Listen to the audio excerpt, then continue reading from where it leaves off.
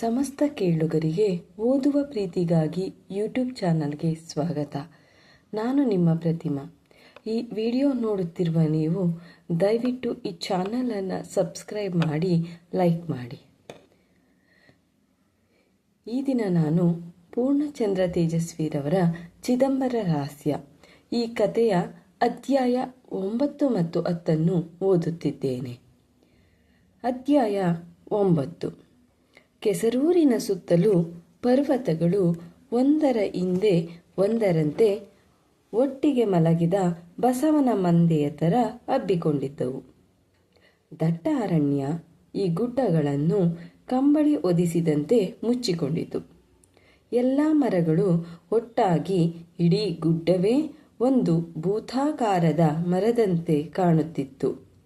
ಸಂಜೆಯಾಗುತ್ತಲೇ ಕಡಲತ್ತಣಿಂದ ಹಾಯ್ದು ಬರುವ ತೇವದ ಹವೆ ಮಂಚಿನ ಮೋಡವಾಗಿ ಪರಿವರ್ತನೆಗೊಂಡು ಆ ಬೆಟ್ಟಗಳ ನಡುವಿನಿಂದ ಕೆಸರೂರಿನ ಮೇಲೆ ಹರಿಯುತ್ತವೆ.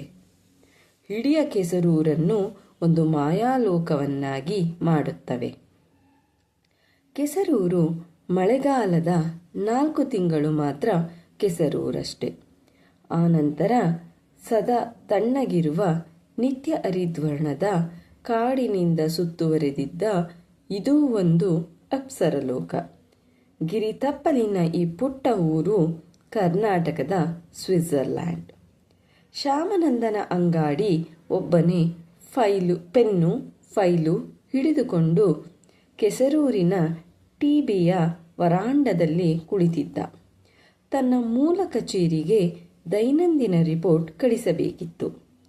ಆದರೆ ಮನಸ್ಸಿನಲ್ಲಿ ಏನೇನೋ ಆಲೋಚನೆಗಳು. ಆ 5 ಜನ ಕಾಲೇಜು ಹುಡುಗರ ಬಗ್ಗೆ ಯೋಚಿಸುತ್ತಿದ್ದ. ಅವರು ಕೆಲವೇ ಕಾಲದಲ್ಲಿ ಈ ಊರನ್ನು ತ್ಯಜಿಸುವುದರಲ್ಲಿ ಅನುಮಾನವಿರಲಿಲ್ಲ. ಇಷ್ಟೊಂದು ಸುಂದರ ತಾಣದ ಈ ಊರು ಅದೇನೋ ಸಾಹಸಿಗಳಿಗೆ, ಯೌವನಕ್ಕೆ, ಮಹತ್ವಾಕಾಂಕ್ಷೆಗೆ ಬೇಕಾಗಿರಲಿಲ್ಲ. ಹುಡುಗ ಹುಡುಗಿಯರಿಗೆ ಇದೊಂದು ನಿರ್ಜೀವ ವಸ್ತು. ಶ್ಯಾಮಾನಂದನ ಅಂಗಾಡಿ ಕೆಸರೂರಿನಲ್ಲಿ ಓದುತ್ತಿದ್ದಾಗ ಇದೇ ಥರದ ಹುಡುಗನಾಗಿದ್ದ. ಆಗ ಜೂನಿಯರ್ ಕಾಲೇಜು ಇಲ್ಲಿರಲಿಲ್ಲ, ಹೈಸ್ಕೂಲ್ ಮಾತ್ರ ಇತ್ತು. ಅವನಿಗೆ ಗೊತ್ತಿತ್ತು, ಈ ಮೊಂಡಾಟದ ಹುಡುಗ ಹುಡುಗಿಯರೇ ಏನನ್ನಾದರೂ ಸಾಧಿಸಬಲ್ಲರು ಎಂದು. ಆದರೆ ಅವರಿಗೆ ಸ್ಥಾನ ಇಲ್ಲ. ಯಾಕೆ? ತನ್ನೊಡನೆ ಓದಿದ ಓರಿಗೆಯವರು ಈಗ ಒಬ್ಬನಾದರೂ ಕೆಸರೂರಿನಲ್ಲಿ ಇರಬೇಡವೇ? ಈ ಕೆಸರೂರಿಗೆ ಏನು ಕೊರತೆ? ಯೋಚಿಸದಷ್ಟು ಅಂಗಾಡಿಗೆ ಇದೊಂದು ಅಗಮ್ಯ ಸಮಸ್ಯೆಯಾಗಿ ಕಂಡಿತು. 20 ವರ್ಷದ ಅನಂತರ ಮೊದಲ ಬಾರಿಗೆ ತಾನು ಬೆಳೆದು ಓಡಾಡಿದ ಚಿಕ್ಕಂದಿನ ಊರಿಗೆ ಬಂದಿದ್ದ.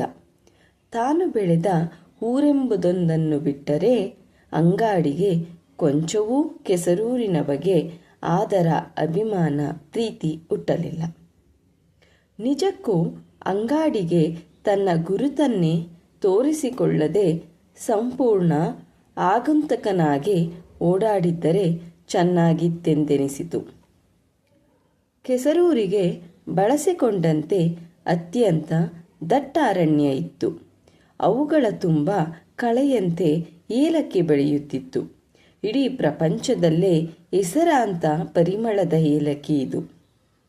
ಅದನ್ನು ಪ್ರತಿ ವರ್ಷ ಅರಣ್ಯ ಇಲಾಖೆಯವರು ಹರಾಜು ಹಾಕುತ್ತಿದ್ದರು. ಆದರೆ ಆನಂತರ ಕೆಸರೂರಿನ ರಾಜಕಾರಣಕ್ಕೆ ಹಣ ಸಾಲದೆ, ಅರಣ್ಯ ಇಲಾಖೆಯವರಿಗೆ ಲಂಚ ಸಾಲದೆ ಅವರೆಲ್ಲರ ಆಸೆಗಣ್ಣುಗಳು ಕೆಸರೂರಿನ ಅರಣ್ಯದ ಮೇಲೆ ಬಿತ್ತು. ಮಂತ್ರಿಗಳವರೆಗೂ ಹೋಗಿ ಅದನ್ನು 16 ವರ್ಷಗಳಿಗೆ ಒಮ್ಮೆ ಹರಾಜು ಕೂಗುವಂತೆ ಕಾನೂನು ತಂದರು. ಕೇರಳದಿಂದ ಬಂದ ಒಬ್ಬ ಸುಲೇಮಾನ್ ಯೂಸಫ್ ಬೇರಿ ಅನ್ನುವವನಿಗೆ ಕಾಂಟ್ರಾಕ್ಟ್ ಕೊಡಿಸಿದರು. ಅವನಿಂದ ದೊರೆತ ತೈಲಿಗಟ್ಟಲೆ ಹಣ ನೋಡಿ ಮಂತ್ರಿಗಳಿಗೂ ಬಾಯಲ್ಲಿ ನೀರೂರಿತು. ಅದನ್ನು ಮನ್ನಾ ಜಂಗ್ಲಿ, ಅದರಲ್ಲಿ ಮರ ಕಡಿಯಲೇ ಕೂಡದೆಂದು ಸರ್ಕಾರದ ಆಜ್ಞೆ ಇದ್ದರೂ ಏಲಕ್ಕಿ ಕೃಷಿಗೆ ಕೊಂಬೆಗಳನ್ನು ಕಡಿದು ನೆರಳು ಕೊಂಚ ಕಡಿಮೆ ಮಾಡಬಹುದೆಂದು, ಅದನ್ನು ಸೌದೆಯಾಗಿ ಬಿಕರಿ ಮಾಡಬಹುದೆಂದು ಪರ್ವಾನಿಗೆ ತಂದರು. ಸರಿ, ಆರಂಭವಾಯಿತು. ಸುಲೇಮಾನ್ ಯೂಸುಫ್ ಬೇರಿ ಕೊಂಬೆ ಕಡಿಯ ಹೊರಟವನು ಕಾಂಡಗಳನ್ನೇ ಕಡಿದ. 100 ವರ್ಷಗಳ ದೇಗುಲದ ಕಂಬಗಳಂಥ ಹೆಮ್ಮರಗಳು ಚೀತ್ಕಾರದೊಂದಿಗೆ ನೆಲಕ್ಕುರುಳಿದವು. ಲೋಡುಗಟ್ಟಲೆ ಮರದ ದಿಮ್ಮಿಗಳು ಕೆಸರೂರಿನ ಹಾದಿಯಲ್ಲಿ ಮಂಗಳೂರಿನ ದಿಕ್ಕು ಹಿಡಿದವು. ಕೆಸರೂರಿನ ಜನಕ್ಕೆ ವರ್ಷಾಂತದವರೆಗೆ ಇದೊಂದು ಚಿರಪರಿಚಿತ ನೋಟ. ಆನಂತರ ಕಾಡಿನಲ್ಲಿ ಬೆಳೆದಿದ್ದ ಏಲಕ್ಕಿ ಗಿಡಗಳು ಎಲೆ ಬಾಡಿ ಬಿಸಿಲಿನ ಹೊಡೆತಕ್ಕೆ ಕ್ಷೀಣಿಸಿ ಬಹುಬೇಗ ನೆಲ ಹಿಡಿದವು. ಕಾಡು ನೆಲಸಮವಾದಲ್ಲಿ ಲಂಟಾನದ ಅಭೇದ್ಯ ಜಿಗ್ಗು ಕೋಟೆಗಟ್ಟಿ ಕೆಸರೂರನ್ನು ಸುತ್ತುವರಿಯಿತು. ಲಂಟಾನದಂಥ ಮಾಯಾವಿ ರಾಕ್ಷಸನೇ ಇಲ್ಲ. ಗಿಡವನ್ನು ಬೇರು ಸಮೇತ ಕಿತ್ತೊಗೆದರೆ ಅಲ್ಲೇ ಬೇರು ಕೊಡುತ್ತದೆ. ಕಡ್ಡಿ ಮುರಿದೆಸೆದರೆ ಅದೇ ಬೇರು ಕೊಟ್ಟು ಚಿಗುರೊಡೆಯುತ್ತದೆ. ಹಕ್ಕಿಗಳು ಬೀಜ ತಿಂದು ಹಿಕ್ಕೆ ಹಾಕಿದರೆ ಅಲ್ಲೇ ಮೊಳಕೆ ಒಡೆಯುತ್ತದೆ. ಬಳ್ಳಿಯಂತೆ ಮರಕ್ಕೆ ಹಬ್ಬುತ್ತದೆ. ಪೊದೆಯಂತೆ ಸ್ವತಂತ್ರವಾಗಿ ನಿಂತು ಬೆಳೆಯುತ್ತದೆ. ಲಂಟಾನದ ಈ ಭಯಾನಕ ಜಿಗ್ಗು ಏಲಕ್ಕಿ ಕುತ್ತಿಗೆ ಇಸುಕಿ ಕಾಡನ್ನೆಲ್ಲ ಆಕ್ರಮಿಸಿತು. ಕೆಸರೂರಿನ ಜನ ಇದರ ವಿರಾಟ ರೂಪವನ್ನು ಕಂಡು ಕಂಗಾಲಾದರು. ಬೇರೆ ಕೆಲಸದ ದೂರಗಾಮಿ ಪರಿಣಾಮಗಳನ್ನು ಅವರು ಊಹಿಸಿರಲಿಲ್ಲ. ಆದರೆ ದುರ್ದೈವದ ಸಂಗತಿ ಎಂದರೆ ಇದು ಅಲ್ಲಿಗೆ ನಿಲ್ಲುವಂಥದ್ದಾಗಿರಲಿಲ್ಲ. ಜನರ ನಿರ್ಲಿಪ್ತ ಅಸಹಾಯಕತೆಯಲ್ಲಿ ಒಂದು ಸಂಸ್ಕೃತಿಯೇ ಆವಾಸನವಾಗುತ್ತಿತ್ತು. ಏನೆಲ್ಲ ಸಂಭವಿಸುತ್ತಿದೆಯೋ ಅದೆಲ್ಲ ಕೆಸರೂರಿನಲ್ಲಿ ಆರಂಭವಾಗುತ್ತಿತ್ತು. ಈಗ ಖಾಸಗಿ ತೋಟಗಾರರು ತಮ್ಮ ತೋಟದ ಮರಗಳನ್ನು ಒಬ್ಬೊಬ್ಬರಾಗಿ ಮಾರತೊಡಗಿದರು. ಅಡಮಾನ ಬ್ಯಾಂಕಿನ ಸಾಲಕ್ಕೆ, ಮನೆ ಜಪ್ತಿಗೆ ಬರುವವರ ಸಮಾಧಾನಕ್ಕೆ ಹೀಗೆ ಮಾಡದೆ ಬೇರೆ ವಿಧಿಯೇ ಇರಲಿಲ್ಲ. ಏಲಕ್ಕಿ ಬೆಳೆ ಕುಸಿಯತೊಡಗಿದೆ. ಗೊಬ್ಬರ ಹಾಕಿ ಔಷಧಿ ಸಿಂಪಡಿಸಿ ಏನೇನು ಮಾಡಿದರೂ ಉಪಯೋಗ ಕಾಣುತ್ತಿಲ್ಲ. ಲಂಟಾನದ ರಾಕ್ಷಸ ತೋಟದ ಬೇಲಿಯಾಚೆ ನುಗ್ಗಲು ಕಾದು ಕುಳಿತಿದ್ದಾನೆ. ಶ್ಯಾಮನಂದನ ಅಂಗಾಡಿಗೆ ರಿಪೋರ್ಟ್ ನೋಟ್ಸ್ ತಯಾರು ಮಾಡಲು ಕೈಯೇ ಬರುತ್ತಿಲ್ಲ. ತಾನು ಅತ್ಯಂತ ಜಟಿಲ ಸಮಸ್ಯೆಯೊಂದನ್ನು ತನಿಖೆ ಮಾಡಲು ಬಂದೆಂತೆನಿಸಿತು. ಏನೇ ಆಗಲಿ, ಈ ಗೊಂದಲವನ್ನಾಗಿ ತನಿಖೆ ಮಾಡಬಾರದು ಎಂದು ತನ್ನ ಸಮಸ್ಯೆಗಳನ್ನೆಲ್ಲ ವರ್ಗೀಕರಿಸತೊಡಗಿದ. ಮೊದಲು ಮಾರ್ಕೆಟಿಂಗ್. ಇಲ್ಲಿನ ಏಲಕ್ಕಿ ಮಾರುಕಟ್ಟೆ ವ್ಯವಹಾರ ಹೇಗಿದೆ? ಬೆಳೆಗಾರರಿಗೆ ಯಾವ ಯಾವ ರೀತಿ ತೊಂದರೆ ಹಾಗೂ ಅನುಕೂಲಗಳಿದ್ದಾವೆ? ಏಲಕ್ಕಿ ಬೆಳೆ ಕಡಿಮೆಯಾಗುತ್ತಿದೆಯೇ ಅಥವಾ ಉತ್ಪಾದನೆ ಇನ್ನಾವುದೋ ಕಳ್ಳ ಹಾದಿಯಿಂದ ದೇಶದಾಚೆಗೆ ರವಾನೆಯಾಗುತ್ತಿದೆಯೇ? ಕುಸಿಯುತ್ತಿದ್ದರೆ ಅದಕ್ಕೇನು ಕಾರಣ? ಇಲ್ಲಿನ ಸಂಶೋಧನಾ ಕೇಂದ್ರ ಏನಾದರೂ ಈ ಬಗ್ಗೆ ತನಿಖೆ ತೀರ್ಮಾನಗಳಿಗೆ ಬಂದಿದೆಯೋ? ಇಷ್ಟೇ ತಾನೇ ನನಗೆ ವಹಿಸಿರೋ ಕೆಲಸ. ಆದರೆ ಎಲ್ಲಕ್ಕಿಂತ ಮುಖ್ಯ, ನಮ್ಮ ದೇಶದ ಅತ್ಯುತ್ತಮ ಕೃಷಿ ವಿಜ್ಞಾನಿ ಜೋಗಿಹಾಳ್ ಈ ಬಗ್ಗೆ ಏನೂ ಮಾಡಲಿಲ್ವಾ? ಅವರ ಸಾವು ಆಕಸ್ಮಿಕವೇ? ಅಂಗಾಡಿ ತಲೆ ಕೊಡವಿಕೊಂಡ. ನನಗ್ಯಾಕೆ ಈ ಯಾವುದೋ ಆಗಿ ಹೋದ ಅನಾಹುತದ ಉಸಾಬರಿ ಎಂದೆನಿಸಿತು. ಆದರೂ ಅದೇಕೋ ಜೋಗಿಹಾಳರ ಸಾವಿಗೂ ತನ್ನ ಉದ್ದೇಶಕ್ಕೂ ಸಂಬಂಧವಿರಬಹುದು ಎಂಬ ಶಂಕೆ ಅವನಲ್ಲಿ ಮೂಡತೊಡಗಿತು. ಮಂಜಿನ ಮೋಡಗಳು ತಂಗಾಳಿಯಲ್ಲಿ ಕೆಸರೂರಿನ ನಡುವೆ ನುಗ್ಗಿ ಬರತೊಡಗಿದವು. ಮಂಜು ಮುಸುಗಿದ್ದರಿಂದ ದೂರದ ದೀಪಗಳೆಲ್ಲ ಅತ್ತಿಯ ಮುದ್ದೆಗಳಂತೆ ಕಾಣುತ್ತಿದ್ದವು. ಇಲ್ಲಿಗೆ ಅಧ್ಯಾಯ 9 ಮುಕ್ತಾಯ. ಈಗ ಅಧ್ಯಾಯ 10. ಈಗ ಬಂದಿರೋ ಪಾತ್ರಗಳಲ್ಲದೆ ಈ ಅಧ್ಯಾಯ 10ರಲ್ಲಿ ಹೊಸ ಪಾತ್ರಗಳ ಪರಿಚಯ ಆಗುತ್ತಾ ಹೋಗುತ್ತೆ. ಸಂಶೋಧನಾ ಕೇಂದ್ರದ ಡಾಕ್ಟರ್ ಪಾಟೀಲ್ ಒಬ್ಬ ಅತ್ಯಂತ ಚುರುಕಾದ ಚೂಪು ಮೂಗಿನ ತೆಳ್ಳನೆಯ ಮನುಷ್ಯ. ಅಂಗಾಡಿ ಅವರ ಟೇಬಲಿನ ಎದುರು ಕುಳಿತುಕೊಳ್ಳುತ್ತಿದ್ದಂತೆಯೇ, ವೆಲ್ ವೆಲ್, ಏನಾಗಬೇಕು ನಿಮಗೆ? ತಾವ್ಯಾರು ಗೊತ್ತಾಗಲಿಲ್ಲ ಎಂದರು. ಟೇಬಲಿನ ಇನ್ನೊಂದು ತುದಿಯಲ್ಲಿ ಮತ್ಯಾರೋ ಒಬ್ಬರು ಗಡ್ಡ ಬಿಟ್ಟವರು ಕುಳಿತಿದ್ದರು. ಅಂಗಾಡಿ ಪಾಟೀಲರು ಮಾತನಾಡಿಸಿದ್ದರಿಂದ ಅವರನ್ನು ಅಷ್ಟಾಗಿ ಗಮನಿಸಲಿಲ್ಲ. ನನ್ನ ಹೆಸರು ಅಂಗಾಡಿ, ಶ್ಯಾಮಾನಂದನ್ ಅಂಗಾಡಿ. ನಾನು ಅಲೆಪ್ಪಿಯಿಂದ ಬಂದಿದ್ದೇನೆ. ನಾನು ಅಲ್ಲಿ ಏಲಕ್ಕಿ ಬೋರ್ಡಿನ ಚೀಫ್ ಇಂಟೆಲಿಜೆನ್ಸ್ ಆಫೀಸರ್. ಓಹೋ, ತುಂಬ ಸಂತೋಷ. ನಮ್ಮ ಸಂಶೋಧನಾ ಕೇಂದ್ರ ಕೃಷಿ ವಿಶ್ವವಿದ್ಯಾಲಯಕ್ಕೆ ಸೇರಿರೋದ್ರಿಂದ ನನಗೆ ಏಲಕ್ಕಿ ಬೋರ್ಡ್ ಜನಗಳು ಅಷ್ಟಾಗಿ ಪರಿಚಯವಿಲ್ಲ. ತುಂಬ ಸಂತೋಷ. ನಾನು ಕೆಲವು ವಿಷಯ ತಮ್ಮನ್ನು ಕೇಳೋದಕ್ಕಂತ ಬಂದಿದ್ದೇನೆ ಸರ್. ತಾವು ತುಂಬ ಕೆಲಸದ ಗಡಿಬಿಡಿಯಲ್ಲಿದ್ದರೆ ನಾನು ಬಂದ ಕೆಲಸ ಏನೆಂದು ಸಂಕ್ಷಿಪ್ತವಾಗಿ ವಿವರಿಸಿ ಆನಂತರ ಬಂದು ತಮ್ಮನ್ನು ಕಾಣುತ್ತೇನೆ. ಹೌದು, ಇವತ್ತು ತಿಂಗಳ ಮೊದಲು ನೋಡಿ ತುಂಬ ಕೆಲಸದ ಒತ್ತಡ ಇದೆ. ನೀವು ಮತ್ತೆ ನೋಡಿದರೆ ಕೊಂಚ ಗಮನ ಕೊಟ್ಟು ಮಾತನಾಡಬಹುದು ಎಂದವರು ಮತ್ತೆ ಜ್ಞಾಪಿಸಿಕೊಂಡವರಂತೆ, ಸಾರಿ, ಇವರು ನೋಡಿ ಜಯರಾಮ್ ಅಂತ. ಇಲ್ಲಿಗೆ 15 ಮೈಲಿ ದೂರದಲ್ಲಿ ಇವರದೊಂದು ಒಳ್ಳೆ ಏಲಕ್ಕಿ ತೋಟ ಇದೆ. ಒಳ್ಳೆ ಬರಹಗಾರರು, ವಿಚಾರವಾದಿ, ಆಂದೋಲನದ ಮುಂದಾಳುಗಳು. ಅಲೌಕಿಕ ಘಟನೆಗಳ ತನಿಖೆಗಾಗಿ ಪ್ರಸಿದ್ಧ ವಿಚಾರವಾದಿ ಡಾಕ್ಟರ್ ಕೋವೂರ್ರವರು ಕರ್ನಾಟಕಕ್ಕೆ ಇವರನ್ನೇ ಪ್ರತಿನಿಧಿಯನ್ನಾಗಿ ನೇಮಿಸಿದ್ದಾರೆ ಎಂದು ಪಕ್ಕ ಕುಳಿತಿದ್ದ ಗಡ್ಡದ ಮನುಷ್ಯನನ್ನು ಪಾಟೀಲರು ಅಂಗಾಡಿಗೆ ಪರಿಚಯ ಮಾಡಿಕೊಟ್ಟರು. Very glad you meet you ಎಂದು ಅವರ ಕೈ ಕುಲುಕಲು ಎದ್ದ ಅಂಗಾಡಿ ಇದ್ದಕ್ಕಿದ್ದಂತೆ ಶಾಕ್ ಹೊಡೆದಂತೆ ಏನನ್ನು ಜ್ಞಾಪಿಸಿಕೊಂಡು ಅರೆ ಎಂದ. ಆ ಕ್ಷಣದಲ್ಲಿ ಜಯರಾಮ್ಗೂ ಏನೋ ಜ್ಞಾಪಕವಾಗತೊಡಗಿತು. ಪಾಟೀಲರು ಕೌತುಕದಿಂದ ಇವರಿಬ್ಬರ ಪ್ರತಿಕ್ರಿಯೆಗಳನ್ನು ಗಮನಿಸಿದರು.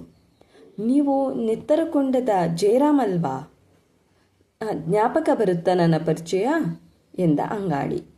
ಓ ಶಾಮೇಗೌಡ, ಯಾವಾಗಿನಿಂದ ಅಂಗಾಡಿ ಆಯ್ತಪ್ಪ ನಿಮ್ಮ ಹೆಸರು?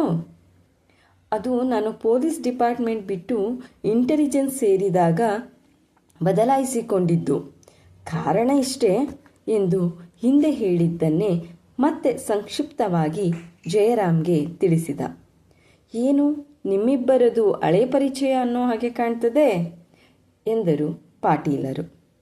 ಪರಿಚಯ ಅಲ್ಲ ಸರ್, ಒಂದು ವಿಚಿತ್ರ ಪರಿಸ್ಥಿತಿಲಿ ನಾನು ಇವರನ್ನು ಸಂಧಿಸಿದ್ದು. ಇವರದ್ದು ಒಂದು ಕಥೆನ ಸಿನಿಮಾ ಮಾಡೋದಕ್ಕೆ ಅಂತ ಒಬ್ಬ ಡೈರೆಕ್ಟರ್ ತಗೊಂಡು ಅದಕ್ಕೆ FFCಗೆ ಸಾಲಕ್ಕೆ ಅರ್ಜಿ ಹಾಕಿದ್ದ. ಸಾಲ ಕೊಡೋದಕ್ಕೆ ಮೊದಲು ಅದನ್ನು ಪೊಲೀಸ್ ಅಭಿಪ್ರಾಯಕ್ಕಾಗಿ ಕಳಿಸಿದರು. ಆಗ ನಾನು 6 ತಿಂಗಳು SI ಆಗಿ ಹಾಸನ ಜಿಲ್ಲೆಯಲ್ಲಿದ್ದೆ. ಇವರ ತೋಟ ಹಾಸನ ಜಿಲ್ಲೆಯೊಳಗೆ ಬರುತ್ತೆ. ಅದೊಂದು ಒಳ್ಳೆ ಕತೆ. ಒಂದು ಸ್ಕೂಲಿಗೆ ಹೋಗೋ ಹುಡುಗಿ ಕೊಲೆಯಾದ ಕತೆ. ನಾನು ಆ ಕತೆ ಓದಿದ ತಕ್ಷಣ ಅಲ್ಲಿ ನಡೆದ ಅಂಥದ್ದೇ ಒಂದು ಘಟನೆ ಜ್ಞಾಪಕಕ್ಕೆ ಬಂತು. ಕೇಸ್ ತನಿಖೆ ರಿಜಿಸ್ಟರ್ ತೆಗೆದು ನೋಡ್ತೇನೆ, ಅಂಥದ್ದೇ ತದ್ರೂಪು ಘಟನೆ ಬಂದಿದೆ ಅಲ್ಲಿ. ಆದರೆ ಕೊಲೆಗಡುಕ ಮಾತ್ರ ನಾಪತ್ತೆ. ನನಗೆ ಜಯರಾಮ್ಗೆ ಈ ವಿಷಯ ಚೆನ್ನಾಗಿ ಗೊತ್ತಿರಬೇಕೆಂದು ಗುಮಾನಿ ಬಂತು. ಅದಕ್ಕೆ ಅವರನ್ನು ಕರೆಸಿದೆ. ಆದರೆ ಇವರು ತನಗೆ 1-2 ದೂರದ ವರ್ತಮಾನ ಬಿಟ್ಟರೆ ಮತ್ತೇನು ಗೊತ್ತಿಲ್ಲ ಅಂದುಬಿಟ್ರು. ಸುಮಾರು 20 ವರ್ಷ ಹಿಂದಿನ ವಿಷಯ. ನನಗೆ ಈಗಲೂ ಆ ಬಗ್ಗೆ ಸಮಾಧಾನವಿಲ್ಲ. ಅಷ್ಟೊಂದು ತದ್ವತ್ತಾಗಿ ಚಿತ್ರಿಸಿದ ವಿಷಯ ತಮಗೆ ಗೊತ್ತಿದ್ದಷ್ಟನ್ನಾದರೂ ಹೇಳಬಹುದಿತ್ತಲ್ಲ ಅಂತ. ಬಹುಶಃ ಜಯರಾಮ್ ಕೋರ್ಟು, ಕೇಸು, ಸಾಕ್ಷ್ಯ ಹೇಳೋದು ಇತ್ಯಾದಿಗಳನ್ನೆಲ್ಲ ಯೋಚಿಸಿ ಹಿಂಜರಿದರು ಅಂತ ಕಾಣ್ತದೆ. ಅಂತೂ ನಮ್ಮ ಪರಿಚಯ ಈ ಥರ ವಿಚಿತ್ರ ರೀತಿಯಲ್ಲಿ ಆದ್ದರಿಂದ ಮರೆಯೋ ಹಾಗಿಲ್ಲ ಎಂದು ಹಳೆಯ ಪುರಾಣವನ್ನು ಪಾಟೀಲರಿಗೆ ಅಂಗಾಡಿ ಕೊರೆದ. ಒಬ್ಬ ಬರಹಗಾರನಿಗೆ ಕೆಲವು ವಾಸ್ತವ ಸಂಗತಿಗಳನ್ನು ತಿಳಿಸಿದರೆ ಅವನು ಸತ್ಯಕ್ಕೆ ತೀರ ಹತ್ತಿರವಾದ ಕಲಾಕೃತಿ ರಚಿಸ್ತಾನೆ ಅಂಗಾಡಿ. ಈಗಲೂ ನಿಮ್ಮ ಅನುಮಾನ ಉಳಿದಿದ್ದರೆ ಅದನ್ನು ಬಿಡಿ. ನಾನು ಆ ಬಗ್ಗೆ ಆಗ ಹೇಳಿದ್ದನ್ನೇ ಈಗಲೂ ಹೇಳೋದು. ನನಗೆ ಆ ವಿಷಯ ಏನೇನೂ ಈಗಲೂ ಗೊತ್ತಿಲ್ಲ ಎಂದ ಜಯರಾಮ್.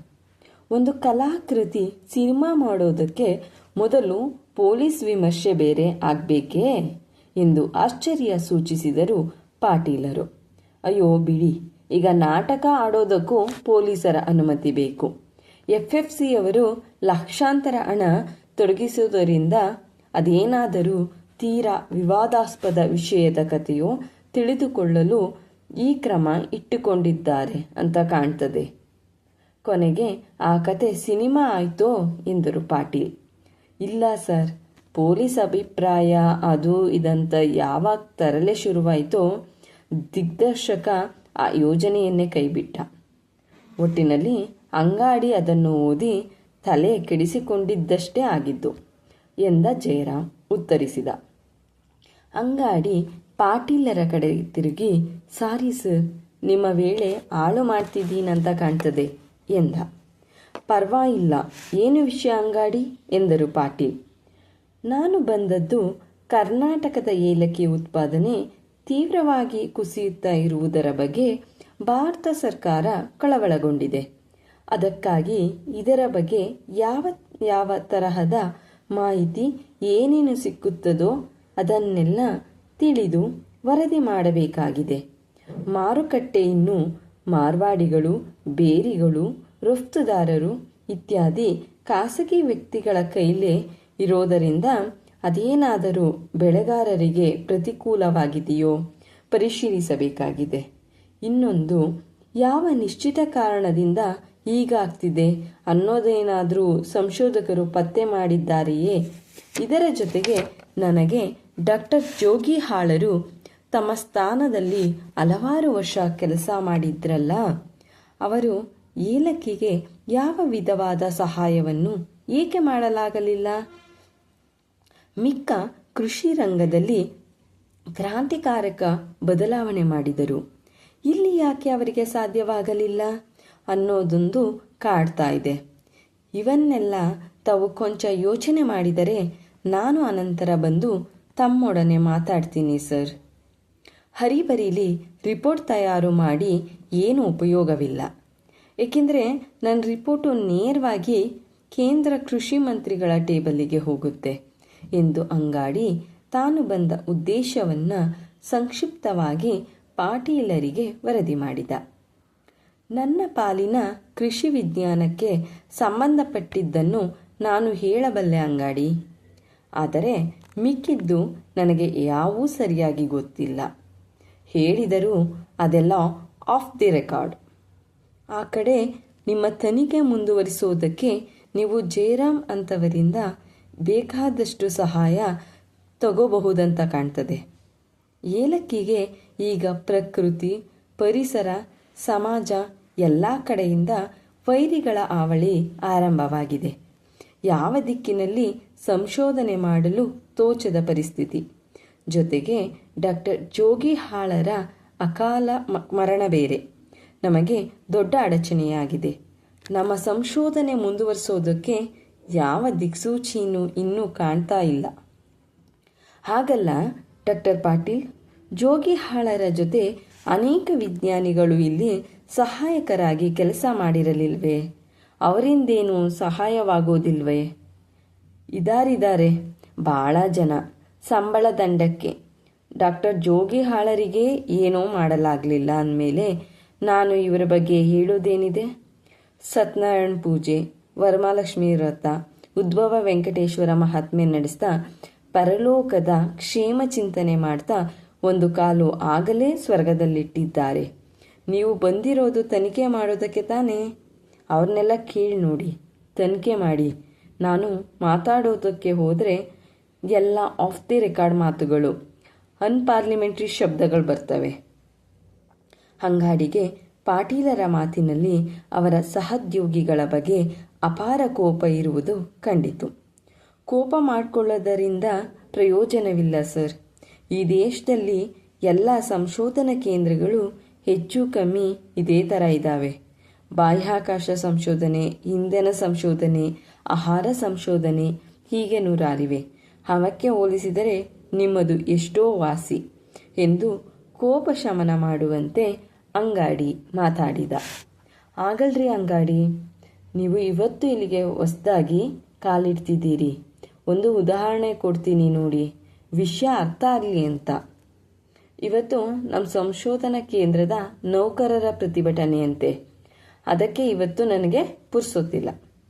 ಏನಪ್ಪ ಕಾರಣ ಅಂತ ಕೇಳಿದರೆ, ಕೇಂದ್ರ ಸರ್ಕಾರದ ಕಾನೂನಿನಲ್ಲಿ ಸಮುದ್ರ ಮಟ್ಟಕ್ಕಿಂತ 4,000 ಅಡಿ ಎತ್ತರದಲ್ಲಿ ಇರೋ ಜಾಗದಲ್ಲಿ ನೌಕರರಿಗೆ ಚಳಿಗಾಲದ ಭತ್ಯೆ ಅಂತ ಇದೆಯಂತೆ.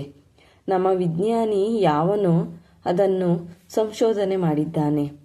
ಮೊನ್ನೆ ತಾನೇ ಒಂದು ಅಲ್ಟಾಮೀಟರನ್ನು ನಮ್ಮ ಸಂಶೋಧನೆಗಳಿಗೆ ಅಂತ ತರಿಸಿದೆವು. ಅದನ್ನು ತಗೊಂಡು ಕೆಸರೂರಿನ ತಾಲೂಕು ಆಫೀಸ್ ಇರೋ ಜಾಗ ಸಮುದ್ರ ಮಟ್ಟಕ್ಕಿಂತ 4,000 ಅಡಿ ಎತ್ತರದಲ್ಲಿದೆ ಅಂತ ಪತ್ತೆ ಮಾಡಿ ನಮಗೂ ಚಳಿಗಾಲದ ಭತ್ಯೆ ಬರಬೇಕೆಂಬಂತೆ ಪ್ರತಿಭಟನೆ ಮಾಡ್ತಿದ್ದಾರೆ. ನೋಡಿದಿರಾ ನಮ್ಮ ಉಪಕರಣಗಳು, ವಿಜ್ಞಾನಿಗಳು ಎಲ್ಲ ಮಾಡ್ತಿರೋ ಕೆಲಸ.